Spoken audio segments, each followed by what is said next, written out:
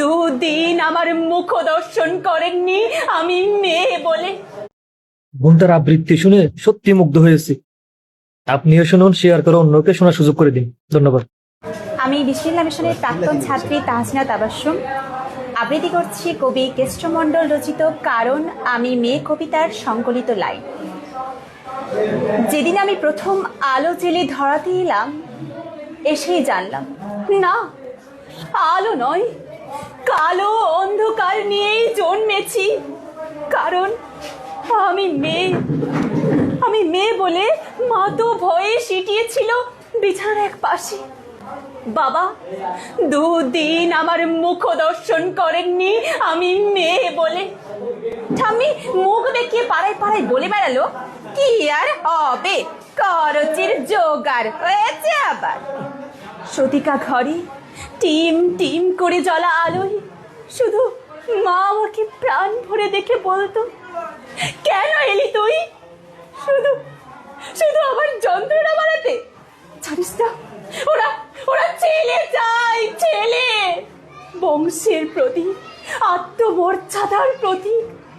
দেখছিস না ঘরে কেমন গুরু গম্ভীর মেঘ, কেমন অসহায় নিস্তব্ধতা।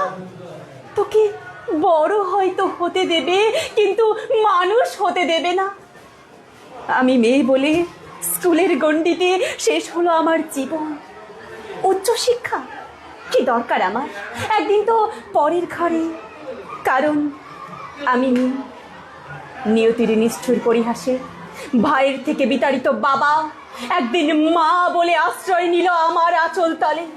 হ্যাঁ, আমি চোখের জলে মাতৃস্নেহে বুকে জড়িয়ে ধরি তাকে। কারণ আমি মেয়ে বলে, মমতা বেশি বলে। অথচ সেই প্রাগৈতিহাসিক যুগ থেকে যুগান্তরের কঠিন পথ হেঁটে আমি জেলে এসেছি আলো।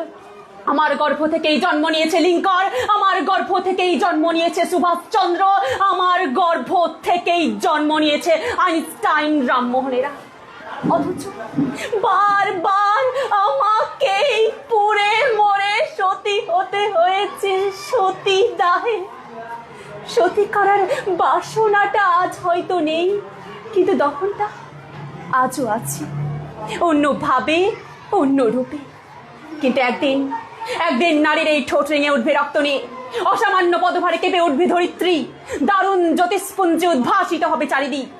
নবালোকে নবদিগন্তে উন্মোচন হব আবার। সমস্ত শৃঙ্খলা আর লিঙ্গভেদ চুরমার করে দিয়ে তোমায় দেখাবো পুরুষ। আমরাও মানুষ, রক্ত মাংসে গড়া মানুষ। নারী পুরুষের বিপরীত নয়, বরং পরিপূরক।